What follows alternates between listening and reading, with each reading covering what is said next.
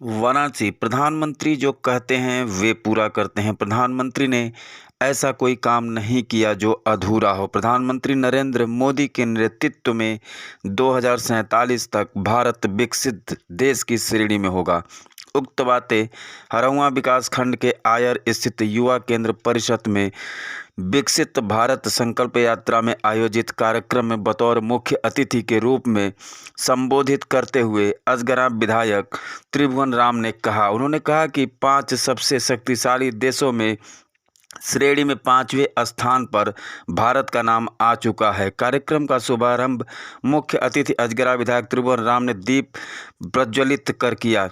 प्राथमिक स्कूल में प्रतिभावान निपुण बच्चों को प्रमाण पत्र देकर उत्साह बढ़ाया। स्मार्ट कार्ड, पीएम किसान सम्मान निधि, बैंक सखी, आजीविका सखी, समूह सखी, प्रधानमंत्री आवास, मुख्यमंत्री आवास के लाभार्थी आदि को प्रमाण पत्र देकर सम्मानित भी किया गया। उन्होंने विकसित भारत के लिए शपथ दिलाया। सरस्वती वंदना नृत्य के साथ लड़कियों ने प्रस्तुत किया। वाराणसी से ब्यूरो रिपोर्ट।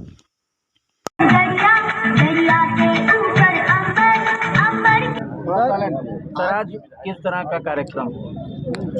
आप सभी जानते हैं कि माननीय मोदी जी जब से देश के प्रधानमंत्री बने हैं तब से गरीबों, दलितों, किसानों और महिलाओं तथा नौजवानों के ऊपर उनका फोकस लगातार बढ़ता जा रहा है और वो ये चाहते हैं कि हमारा भारतवर्ष दुनिया के विकसित श्रेणी के देशों की कैटेगरी में खड़ा हो जाए, उनकी कतार में खड़ा हो जाए। और उसी परिप्रेक्ष्य में माननीय मोदी जी की गारंटी वाली एक वैन लगातार विकसित भारत संकल्प यात्रा के रूप में चल रही है। हर गांव को कवर कर रही है और लोगों को जागरूक करने का प्रयास किया जा रहा है। और उसी परिप्रेक्ष्य में आज विधानसभा अजगरा के अंतर्गत आयर गांव में ये कार्यक्रम रखा गया था। सर, 22 जनवरी को अयोध्या में प्राण प्रतिष्ठा का उद्घाटन होने जा रहा है रामलला जी का, उसको लेकर क्या कहेंगे? ये बहुत बड़ा कार्यक्रम है, देश और दुनिया के लोग आएंगे। आप जानते हैं कि भारतवर्ष में हमारे हिंदू भाई 500 वर्षों से लगातार प्रयास कर रहे थे कि हमारे रामलला को मुक्ति मिले और उनको किसी न किसी जगह उनका प्राण प्रतिष्ठा किया जाए।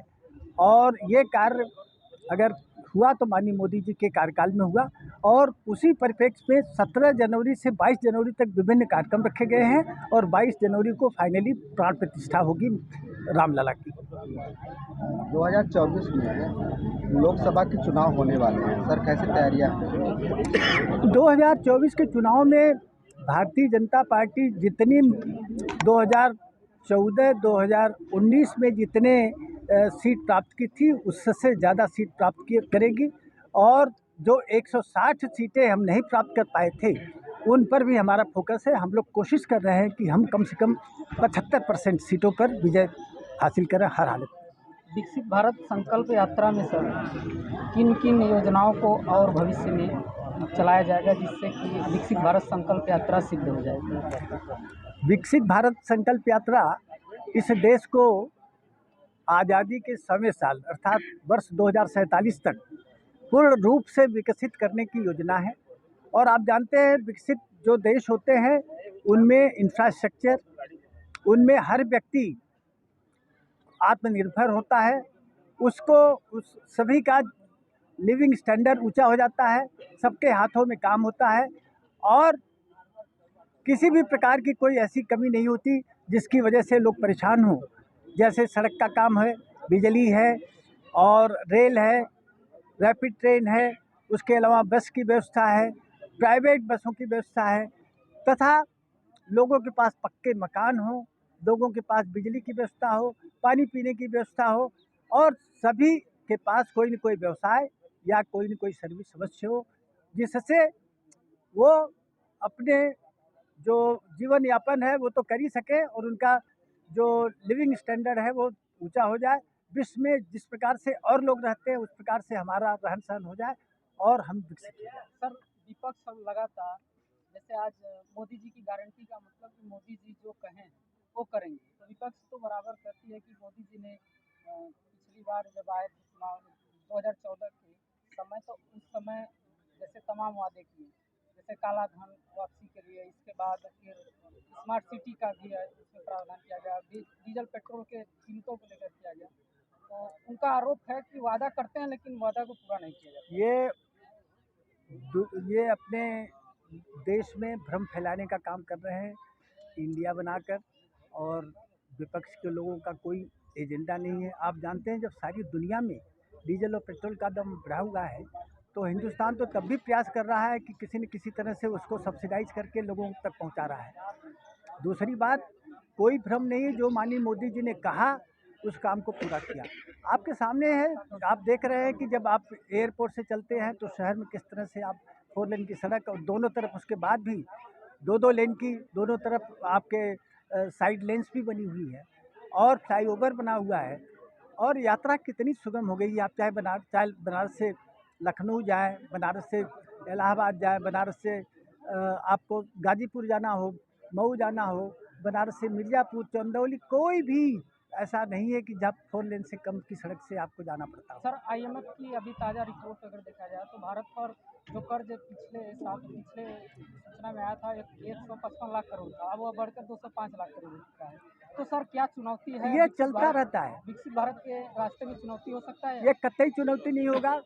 कर्ज जो है, कर्ज तो उसकी अदायगी होती रहती है, रेगुलर प्रोसेस है ये।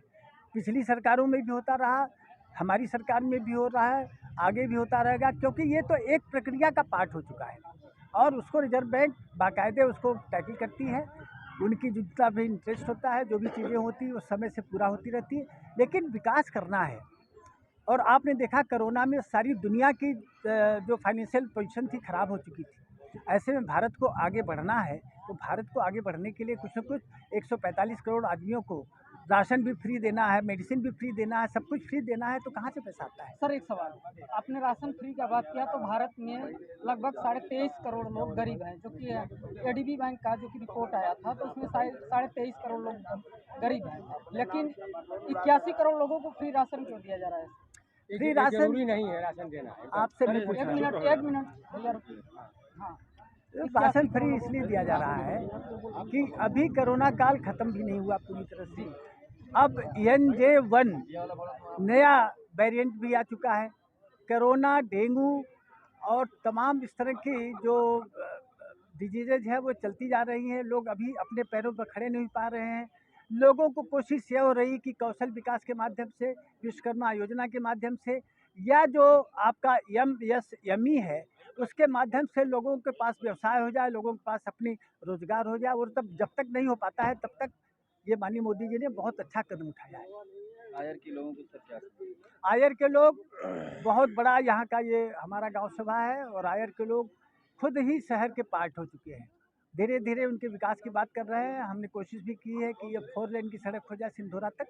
आयर से आगे सिंधोरा तक के लिए 4 लेन के लिए हमने ऑलरेडी माननीय मुख्यमंत्री, माननीय PWD मंत्री को से रिक्वेस्ट किया है और लिखा भी है। और मेरा प्रयास रहेगा कि आयर हर तरह से विकसित हो जाए। जहाँ पर स्ट्रीट लाइट की व्यवस्था वो हम करा ही रहे हैं, जहाँ पर हाई मास्ट की व्यवस्था वो हम करा ही रहे हैं। बाकी जो भी काम है हम लोग मिलके, माननीय हमारे सांसद डॉक्टर महेंद्र नाथ पांडे जी जो हेवी इंडस्ट्रीज मिनिस्टर है, वो और हम लोग सतत प्रयत्नशील है कि आयर ही नहीं, ये पूरा अपना विधानसभा और अपना लोकसभा अच्छी तरह से विकसित हो जाए। आज प्रधान जी पहले अपना परिचय बता दीजिए। मेरा नाम सूर्यप्रकाश मौर्य और भीम और ग्राम प्रधान आयर विकासखंड हरुआ।